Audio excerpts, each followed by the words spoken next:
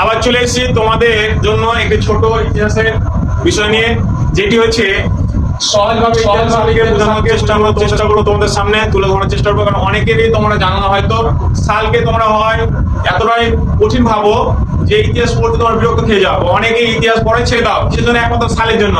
কারণ সালকে তোমাদের মনে হয় সবচেয়ে কঠিন জিনিস, মনে রাখার বাইরে চলে যাচ্ছে।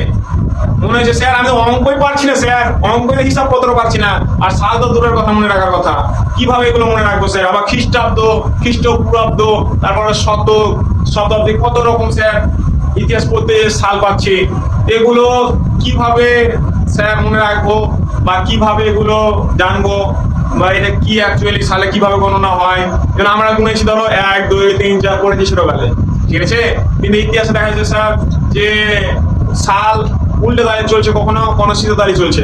কখনো দেখা যাচ্ছে স্যার যে 1500 থেকে 600 খ্রিস্টাব্দ আসছে, আর কখনো দেখা যাচ্ছে 600 থেকে 15 খ্রিস্টাব্দ চলে যাচ্ছে, মানে আগের পিছু হচ্ছে সালে। এটা কিভাবে হয় সেটা বুঝাবো। তাহলে প্রথমত কথা হচ্ছে যে সাল গোনা শুরু হয়েছে, যেটা সাল দুই রকম ভাবে গোনা শুরু হয়েছে। এক নাম্বার, প্রাচীন যুগ যদি আমরা দেখতে যাই তাহলে অনেক রাজাদের নাম অনুযায়ী, অনেক রাজার নাম বা শাসন অনুযায়ী সাল গোনা শুরু হয়েছিল। যেমন কনিষ্ক রাজার নাম শুনেছো? ওই কনিষ্ক রাজা তার নাম অনুযায়ী গোনা হতো সাল। হ্যাঁ, হর্ষবর্ধন রাজার নাম শুনেছো? তার নাম অনুযায়ী কিন্তু করা হতো, সাল গণনা হতো। অর্থাৎ সে যেদিন থেকে শাসন চালু করেছে ওরা সেদিন থেকে তার সাল গণনা শুরু হয়েছে। এভাবেও কিন্তু সাল গণনা হয়েছে রাজাদের শাসনকাল হিসাবে। হ্যাঁ, তারপর আমাদের যে বর্তমানে সাল গণনা হয় সেটা হচ্ছে যীশু খ্রিস্টের কে উদ্দেশ্য করে। অর্থাৎ এবারে স্যার যীশু খ্রিস্ট কে ছিল? আমরা অর্থাৎ ইসলাম ধর্মের অনেক মানুষ যীশু খ্রিস্টকে নিজেদের নবী হিসাবে দাবি করে, মানে সে ছিল ঈসা নবী। আর বর্তমানে অর্থাৎ খ্রিস্টানরা মনে করে সেটা তাদের ধর্ম কি ধর্ম সৃষ্টিকর্তা, ঠিক আছে।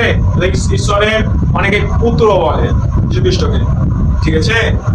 তো যেমন ওই যীশু খ্রিস্ট জবে থেকে জন্মগ্রহণ করেছে, তার জন্মের পর থেকে যে সাল গণনাটা হয় তাকে বলা হয় খ্রিস্টাব্দ। কি বলা হয়? খ্রিস্টাব্দ। আর যীশু খ্রিস্ট জন্মের আগে যে সাল গণনা হতো, যীশু খ্রিস্ট জন্মের আগে, মানে যীশু খ্রিস্ট জন্ম করেনি তার আগে যে সালগুলো গণনা করা হতো সেগুলোকে বলা হয় খ্রিস্টপূর্বাব্দ।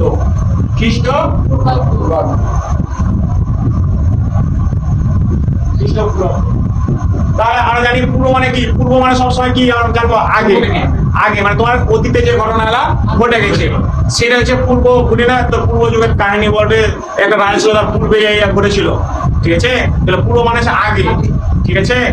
আর খ্রিস্টাব্দ মানে পরে, যে পরে যে ঘটনাগুলো ঘটেছে যীশু খ্রিস্ট জন্মের পরে। তাহলে ক্লিয়ার এই বিষয়টাই যে যীশু খ্রিস্ট জন্মগ্রহণ করেছে, তার যে জন্মকে উদ্দেশ্য করে সাল গণনা হয়। যেমন 1 2 3 4 5 যখন 100 হয়ে যায় সেটাকে তখন বলা হয় শতক। যখন 100 বছর হয়ে গেছে, যদি কত বছর হয়েছে 100 বছর, তখন সেটাকে শতক হিসাবে ধরা হয়। হ্যাঁ, আরেকটা জিনিস বলে দিই যে খ্রিস্টপূর্বাব্দ যেটা বললাম সেটা কেন উল্টো তালি গণনা করা হয়। যেমন ধরো আজ কত সাল চলছে? 2026, তাই তো? 2026 তারপরে কত হবে? 27 হবে। কিন্তু সেটা হতো না, আগে উল্টা 2026 হতো, সেটা কোনো হতো 2025, তারপর চলে যেত 2024, 2023, এভাবে গণনা করা হতো আগা থেকে, এভাবে।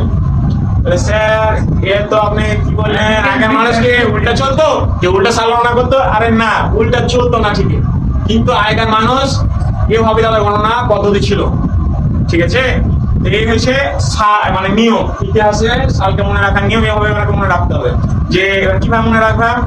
যেমন ধরো যীশু খ্রিস্ট জন্মের পর থেকে যে ঘটনাগুলো ঘটেছে, ঠিক আছে, যীশু খ্রিস্টের জন্ম পর থেকে যে ঘটনাগুলো ঘটেছে, হ্যাঁ, সেই সালগুলো পরস্পর ধাপে ধাপে বুঝতে হবে যে কি ঘটেছিল। আর যীশু খ্রিস্ট জন্মের আগে যে ঘটনাগুলো ঘটেছে, ঠিক আছে, সেগুলো আমাকে মনে রাখতে হবে, তাহলে সালগুলা ক্লিয়ার হয়ে যাবে। আশা করি তোমরা বুঝতে পেরেছো ইতিহাসের সময়টা বা সাল কিভাবে গণনা হয়। এর পরের ভিতরে তোমাদের বোঝাবো কিভাবে ইতিহাসের যুগকে ভাগ করা হয়েছে এবং সেই যুগ হিসাবে ইতিহাসের সম্পর্কে আমরা জানবো। তো পরবর্তী ভিডিওতে আমি এটি দিব।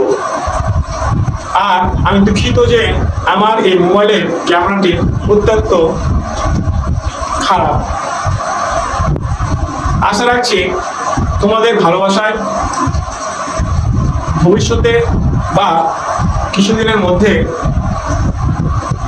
একটি ভালো মোবাইল কেনার চেষ্টা করছি, যেন ভালো কোয়ালিটি আসে এবং তোমরা যেন ভালোভাবে বুঝতে পারো। তো আজকের মতো এতটাই থাক, আবার দেখা হচ্ছে সকল ভাই বোনেদের সঙ্গে।